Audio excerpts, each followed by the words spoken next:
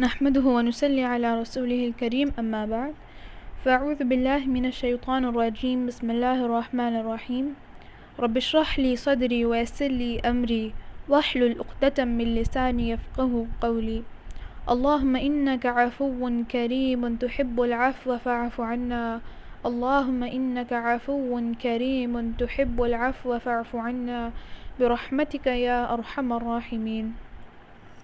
Assalamualaikum wa rahmatullahi wa barakatuh. Today is the 5th day of our series, and we have completed the narration up until the point where the woman is made ready for the burial and is lying in the masjid. Let us continue from there. There are so many women standing over me, and I can hear some other women reciting the Quran. I wish I could have told them that their recitation of the Quran is not going to benefit me in any way. The only thing that will benefit me now is them praying for me, making dua for me. I can also hear one of my friends asking my daughter to finish the recitation of 2 juz from the Quran. But if I could speak to them, I would have advised my daughter that the recitation is not going to help me. Make dua for me, because I am going to go through one of the toughest milestones. I am going to go through one of the toughest examinations, toughest question and answer session. I am worried what will happen to me when I am laid into the grave and the people turn and go away. Will I be able to answer those questions at that time? Make dua that those moments become easy for me. This recitation is not going to help me now.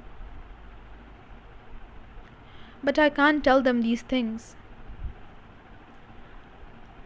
I can hear my carrier being closed with nails, and then I am being lifted in the carrier, and I am being taken.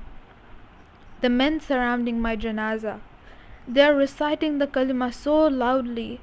They are reciting La ilaha illallah Muhammadur Rasulullah so loudly.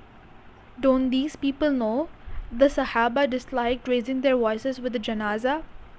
They used to follow the janazah quietly, making dua for the dead person. Can these people do the same?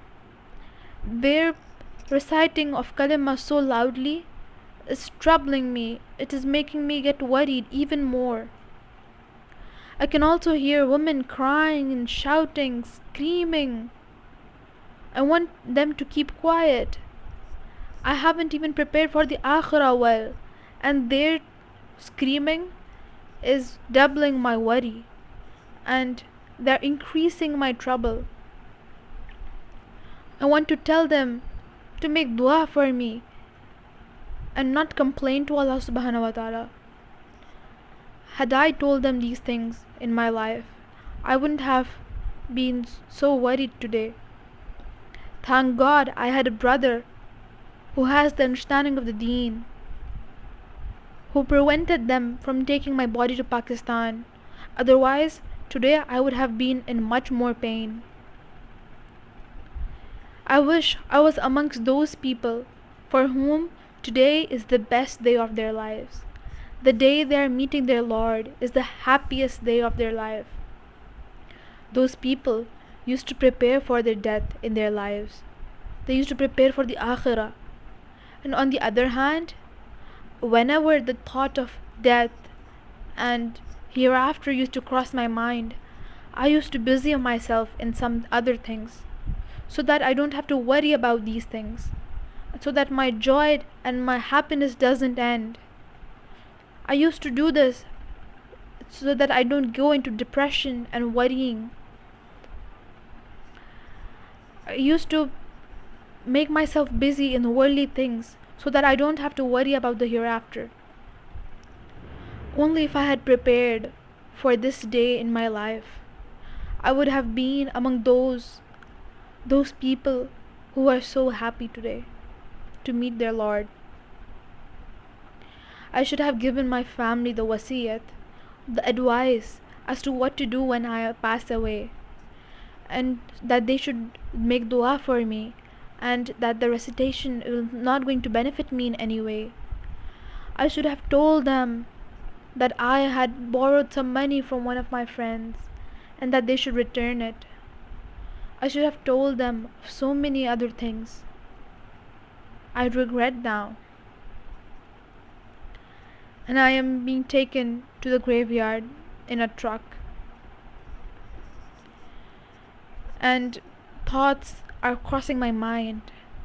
Will I be staying here alone? Even Ahmed is going to leave me? Is he not gonna be with me even for a few days until I get used to this new place? Is everybody gonna leave me? Am I going to be alone up until the day of judgment? I was just a traveler in this world, but I thought that this world was my permanent abode. I never thought it as a place, a temporary place, a temporary home.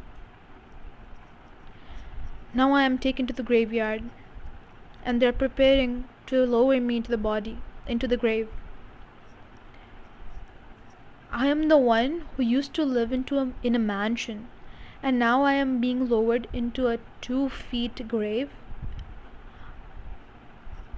I am the one who used to sleep on the most comfortable of mattresses, and now I am going to be made to lay bare on this ground. I am the one who used to live with so many maids in my house. I didn't even have to do much work. And now I am so helpless. Nobody can help me. I am realizing these things after I have passed away. Just 24 hours before this, I was busy in getting ready for the wedding I was going to. I was so happy since morning. And when I prayed Maghrib, I was in such a rush. I never thought that it could be my last salah, the last salah of my life, and that I was never gonna pray again. And I left the house so happily. And when I went unconscious, and when death approached me, then I realized that this world is nothing but deception. I have lived for over 40 years of my life in this world, but yet it feels like I just spend only days.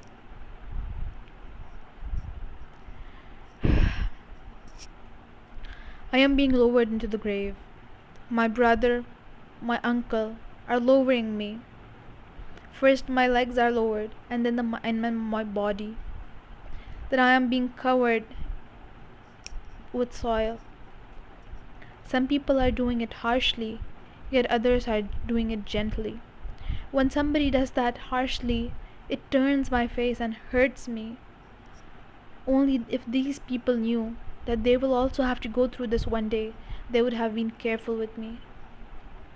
Now I am covered. I'm covered with dust. I am lying under the ground.